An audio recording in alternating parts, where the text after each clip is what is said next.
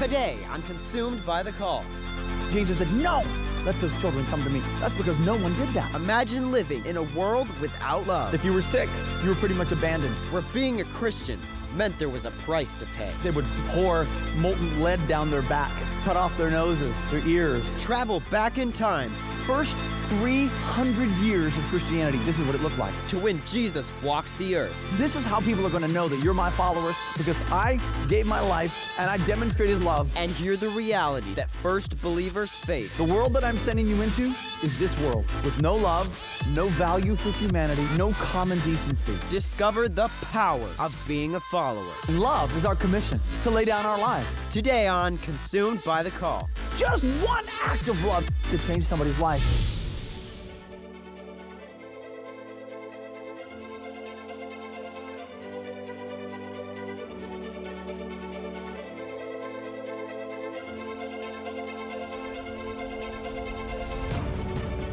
So my name is Ron. Everybody say, hey, Ron.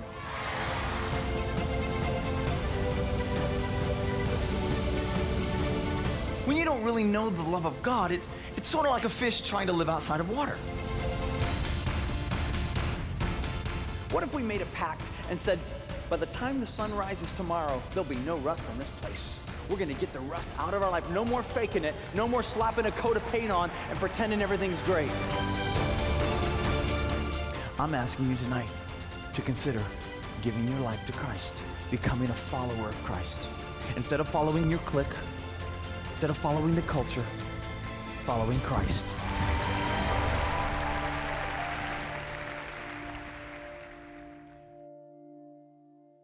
I want you to try to imagine, what was the world like before Jesus got here, or right when he got here? I mean, in the day and age, if you were alive when he was alive, when he got to the planet, what would you have seen and felt? Because in a very real way, it was a world without love. It was a world that was calloused and hard. Let me just try to describe it for you. The fact is, most people were very, very poor. And what it meant if you were poor is that your children, everybody, the family, would work. First thing in the morning to night. Hardly anybody went to school. It was work, sun up, sundown, just to survive, just to have food. There were some things that these people did that reflected their values. For example, infanticide was a very common practice. Infanticide, what they would do is if they had a baby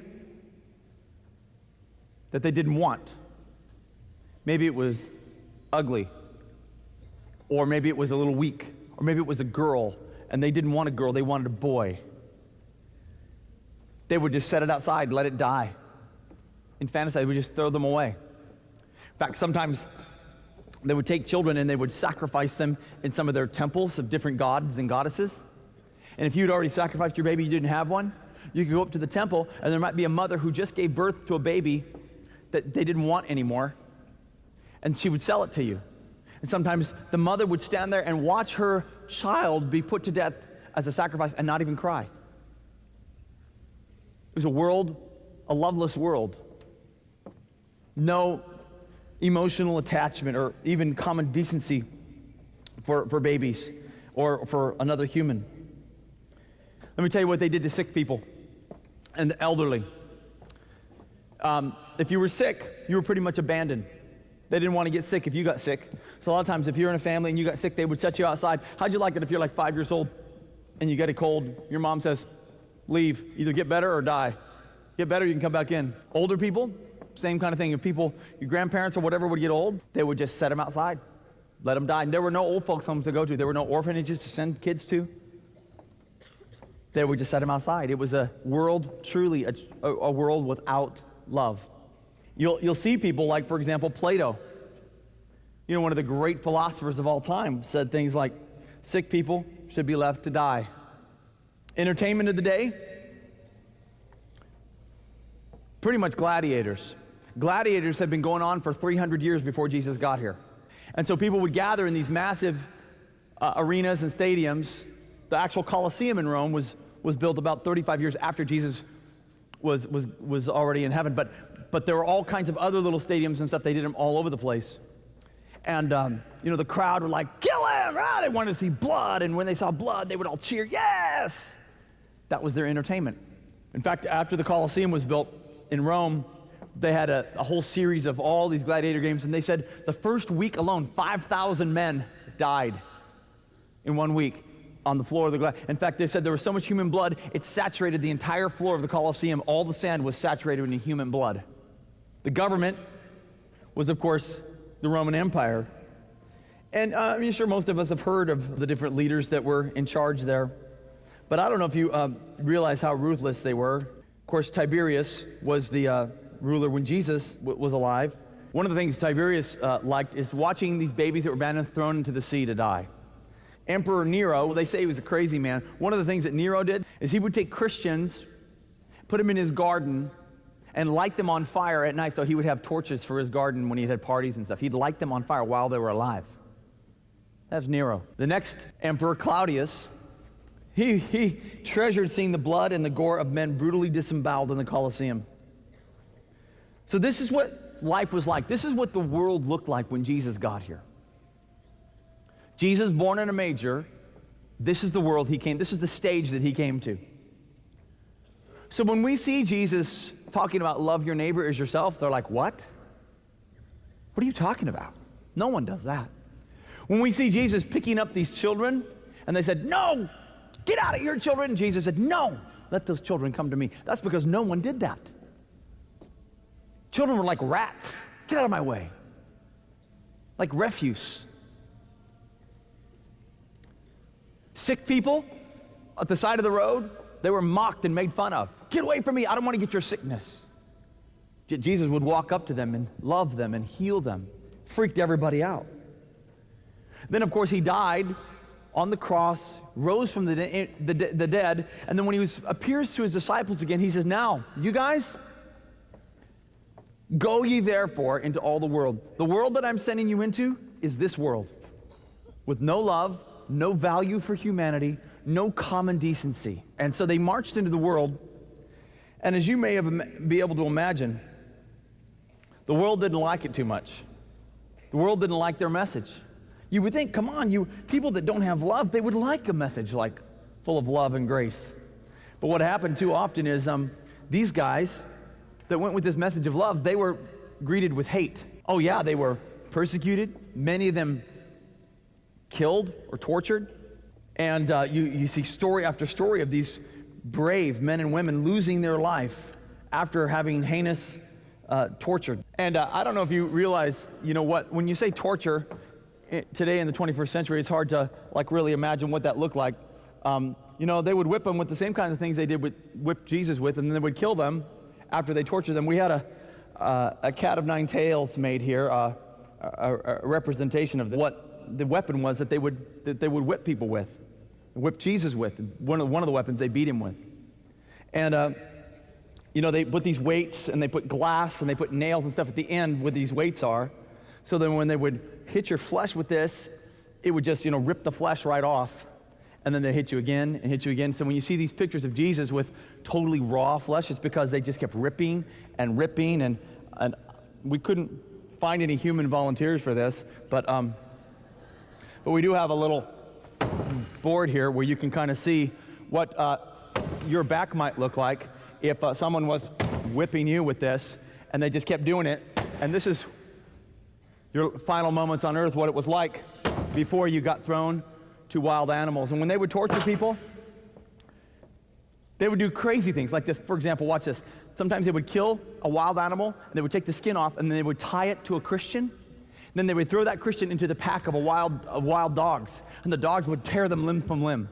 Sometimes they would pour molten lead down their back, cut off their noses, their ears, just torture them, really, in all kinds of different heinous ways. And these Christians bound themselves. We are not going to sin. We're not going to be hateful. We're going to keep living holy. Doesn't matter what they do to us. And the more that they wanted to live holy, the angrier the world got at them. Coming up, Historians have written that many pagans, people had no regard for God, became Christians because they saw the boldness of these believers. The acts of love that changed an empire and the world. Some of these soldiers have been involved in actually persecuting Christians, and now the Christians are helping them with their wounds. And later, It's time for me to step up. the challenge we face today. So people look at us and they go, oh, those are the ones that lay down their life. Next on Consumed by the Call.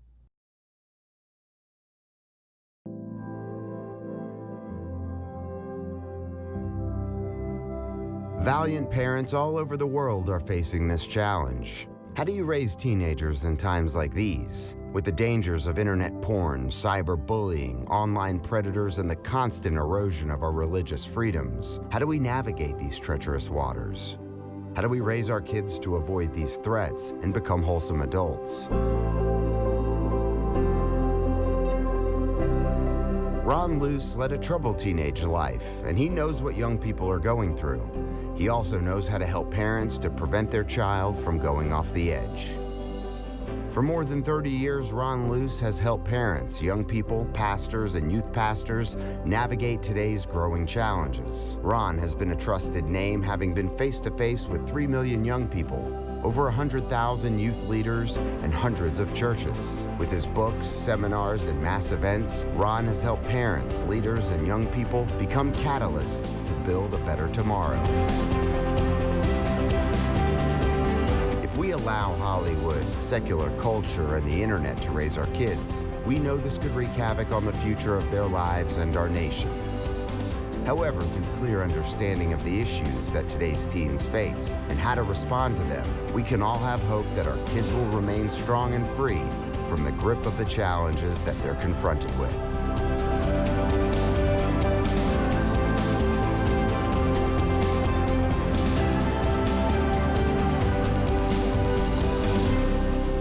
Please email today for a free ebook for either you or your young person to build spiritual strength to ensure you are prepared. We look forward to hearing from you soon, because as a parent or grandparent, we want you to be equipped to leave this world with a positive legacy for this next generation.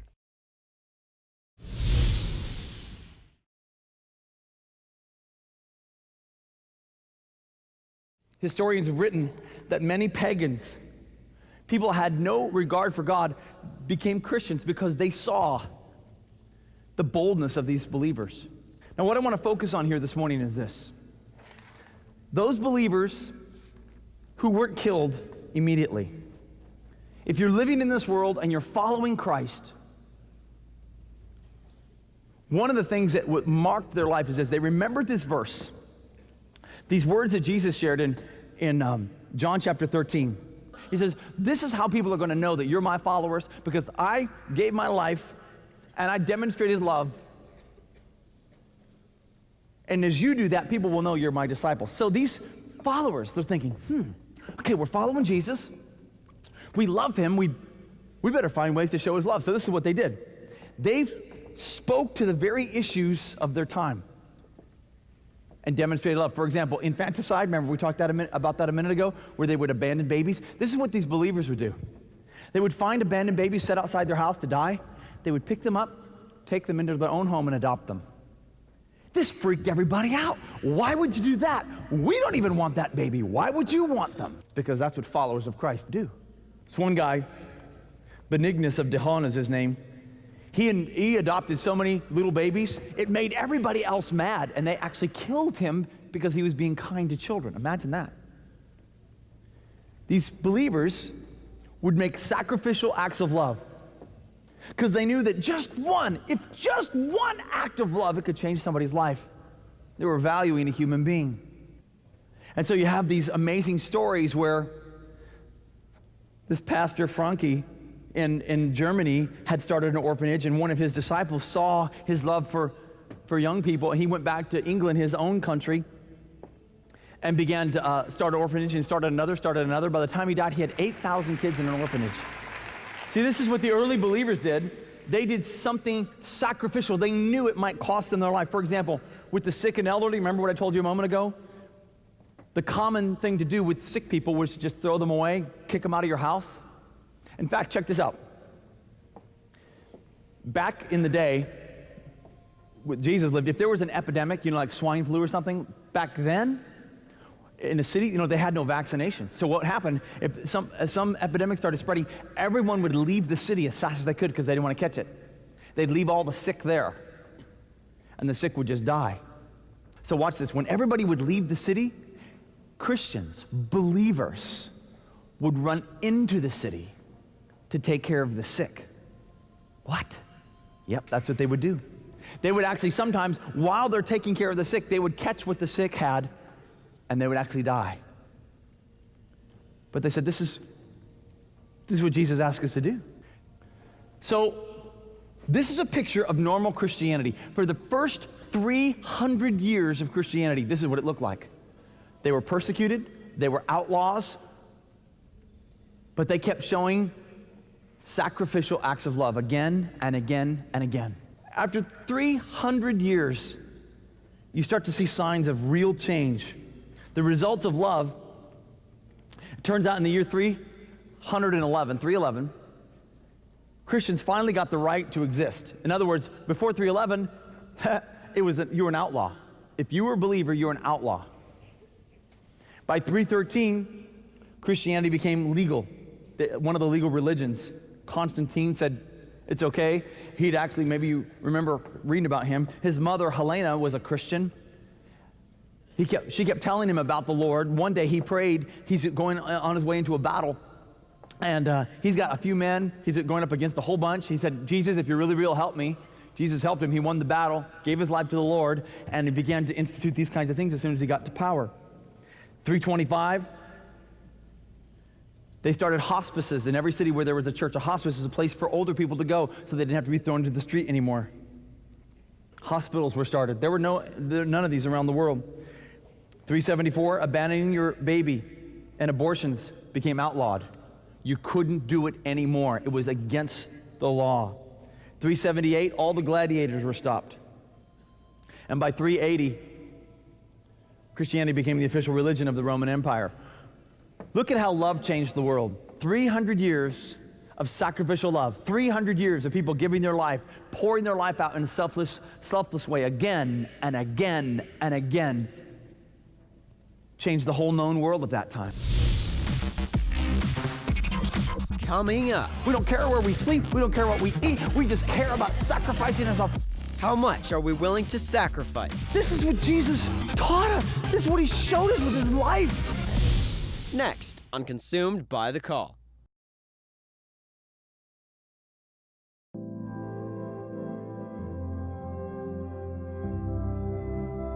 Valiant parents all over the world are facing this challenge. How do you raise teenagers in times like these? With the dangers of internet porn, cyberbullying, online predators, and the constant erosion of our religious freedoms, how do we navigate these treacherous waters? How do we raise our kids to avoid these threats and become wholesome adults? Ron Luce led a troubled teenage life, and he knows what young people are going through. He also knows how to help parents to prevent their child from going off the edge. For more than 30 years, Ron Luce has helped parents, young people, pastors, and youth pastors navigate today's growing challenges. Ron has been a trusted name, having been face-to-face with 3 million young people, over 100,000 youth leaders, and hundreds of churches. With his books, seminars, and mass events, Ron has helped parents, leaders, and young people become catalysts to build a better tomorrow. If we allow Hollywood, secular culture, and the internet to raise our kids, we know this could wreak havoc on the future of their lives and our nation. However, through clear understanding of the issues that today's teens face and how to respond to them, we can all have hope that our kids will remain strong and free from the grip of the challenges that they're confronted with.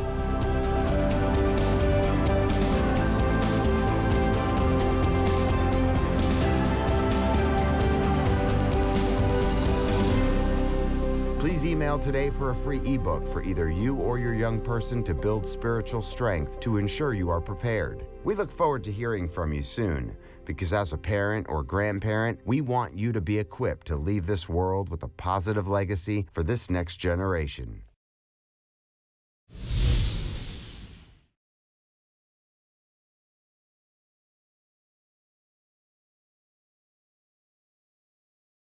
This is our heritage.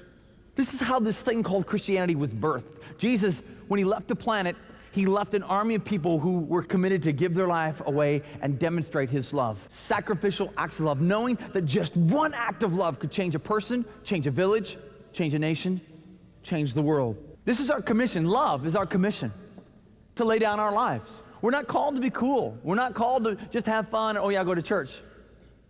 Jesus is looking for followers. And these are the people, the first 300 years of Christianity, this is what they said. This is what normal Christianity looks like. Following Christ, this is what normal following of Christ looks like. I wonder if it's time for us to pick up that baton and say, you know what? Maybe we should give believers a new reputation in the 21st century. That when people look at us and they go, oh, those are the ones that lay down their life. Those are the ones that do sacrificial acts of love. Because just one act of love could change somebody's life. It's who we were born to be. The world has changed, as we've seen, by sacrificial acts of love. And I wonder if there's anybody that might just go, you know, it's time for me to step up. Sacrificial acts of love. I'm not talking about, ooh, I cleaned my room, Mom. No, that's your chore. Hey, I did the dishes. No, that's what you're supposed to do. I mowed the lawn. No, that's what you're supposed to do. I'm talking about sacrifice. And by the way, wouldn't it make the most sense to go to the least loved people of the world? The people that have the least chance to ever hear that Jesus came and died and sacrificed. Just one sacrificial act of love for the just one. Would you do just one? Could you do just one trip somewhere to an inner city? Just one! To the middle of a village or a jungle somewhere that have no idea that there's a God, to lay down your preferences in your life. This was normal Christianity. Wonder what would happen if we as believers were attacked with this sense of, I'm going to lay down my life. Jesus laid down his life. He showed us how to do. I'm going to lay down my life. What would happen? I'm talking about maybe sleeping on a hard floor. That's not soft as my bed. I'm talking about eating some food that you don't normally eat because you're in the middle of a village somewhere. I'm talking about maybe it's really hot outside or really cold outside. Being inconvenienced a little bit. A sacrifice. The virtue of sacrificing. We'll never sacrifice as much as Jesus did.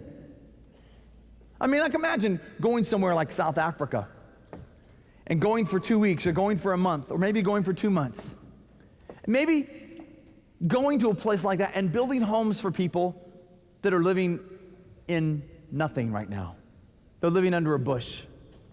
Imagine going to a place like South Africa and helping them actually make bricks out of mud and stuff that they have brick makers with. They just make them homemade, and helping them build a little hut for themselves to live in the name of Christ. Imagine that. Or imagine going to somewhere like Mexico. You know, and imagine being a part of an army that's going to Mexico and building houses for people that this very minute are living in cardboard. I was just down there a few weeks ago. We were involved in building a house there. Listen to this. They have 10 people in their family living in a little piece of cardboard. We built a little house for them. Yeah, okay, it's a one-room house, but it's more than what they had. And in the name of Christ, think of those children as they're hearing, we're doing this in the name of Christ. Going to bed every night going, these people that love Jesus built this for me. Oh, he must love me. Imagine going to places like maybe Uganda. Maybe you've heard about the tragedy in Uganda where there are children that were stolen from their families, required to kill their parents. That you either kill your parents or we will kill you, by members of a guerrilla army force.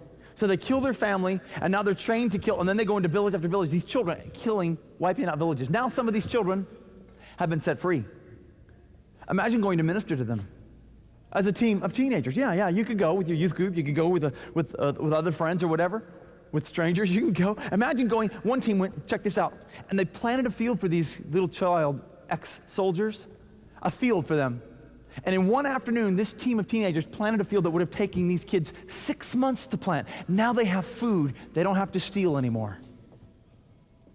In the name of Christ. Imagine going someplace like India, which is one of the most unreached places on the entire planet.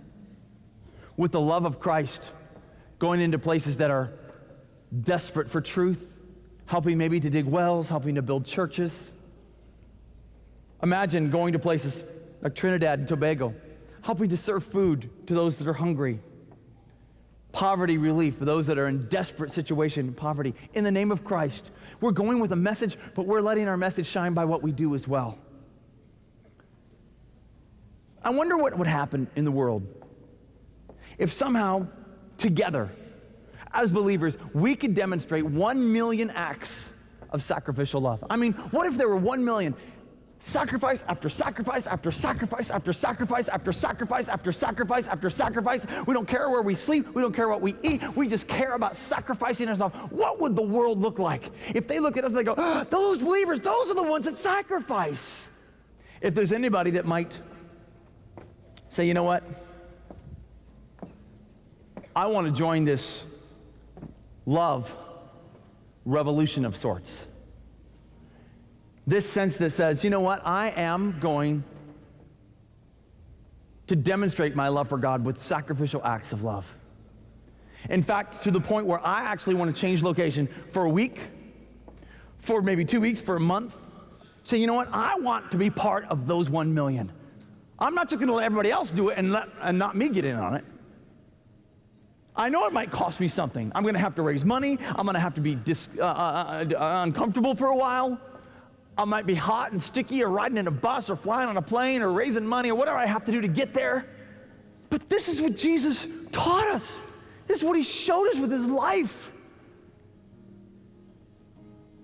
When so much of the world is broken and they've got blinders on and they don't know about Jesus' love, I'm going to them. I wonder if there's anybody here willing to sacrifice. I'm going to be a part of 1 million acts of sacrificial love. I'm going to go somewhere, to some inner city, to some nation somewhere, I don't know. But I just can't live my self-centered Christianity life anymore. I got to sacrifice. Jesus showed us how. This is my heritage. I'm stepping into it. This is what we were born from. I'm going to be a part of this heritage. If that's you this morning, I'd like you to stand to your feet. I'm going to go somewhere. I'm going to do something. I'm going to sacrifice. I know I got to talk to my parents about it, sure, but I'm going to go somewhere. Maybe it's with my youth group. We've already got a trip planned. Maybe it's with another group somewhere. I don't know, but I'm going to go somewhere. I'm just not going to sit in my comfortable North American home and pretend like it's going to get done. I'm going to pick up the mantle that Jesus gave me, the baton that the believers before me are handing me and saying, are you going to pick this thing up or not?